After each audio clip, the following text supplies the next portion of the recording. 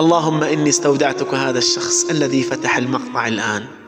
اللهم اجعل وقته كله انشراح، ومن عليه بمفاتيح السعادة، واملأ قلبه بالأفراح. اللهم أدم عليه نعمة الصحة والعافية وراحة البال والصلاح.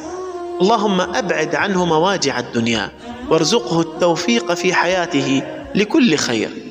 اللهم إني لا أعلم ما هي أمنيته، ولكني أرجوك يا رب أن تعطيه فوق ما يتمنى، واجعل له من كل هم فرجا، ومن كل ضيق مخرجا، ومن كل بلاء عافية، ومن كل تعب راحة، وبعد كل ضعف قوة، وبعد كل حزن فرح، وبعد كل صبر بشرى.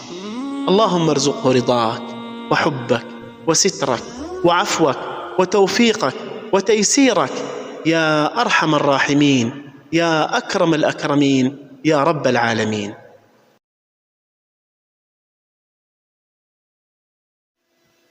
اللهم إني استودعتك هذا الشخص الذي فتح المقطع الآن.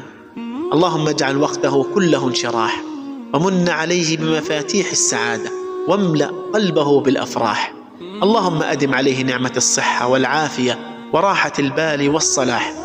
اللهم أبعد عنه مواجع الدنيا، وارزقه التوفيق في حياته لكل خير. اللهم إني لا أعلم ما هي أمنيته، ولكني أرجوك يا رب أن تعطيه فوق ما يتمنى، واجعل له من كل هم فرجا، ومن كل ضيق مخرجا، ومن كل بلاء عافية، ومن كل تعب راحة، وبعد كل ضعف قوة، وبعد كل حزن فرح، وبعد كل صبر بشرى.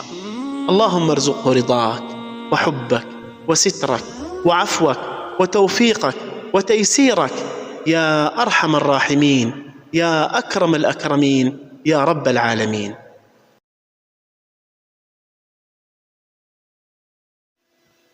اللهم إني استودعتك هذا الشخص الذي فتح المقطع الآن.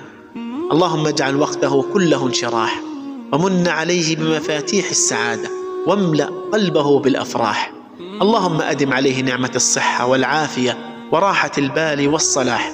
اللهم أبعد عنه مواجع الدنيا، وارزقه التوفيق في حياته لكل خير. اللهم إني لا أعلم ما هي أمنيته، ولكني أرجوك يا رب أن تعطيه فوق ما يتمنى، واجعل له من كل هم فرجا، ومن كل ضيق مخرجا، ومن كل بلاء عافية، ومن كل تعب راحة، وبعد كل ضعف قوة، وبعد كل حزن فرح، وبعد كل صبر بشرى.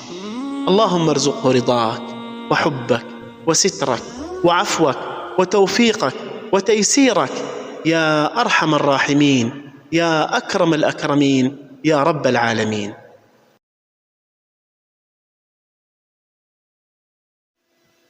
اللهم إني استودعتك هذا الشخص الذي فتح المقطع الآن. اللهم اجعل وقته كله انشراح، ومن عليه بمفاتيح السعادة، واملأ قلبه بالأفراح. اللهم أدم عليه نعمة الصحة والعافية وراحة البال والصلاح.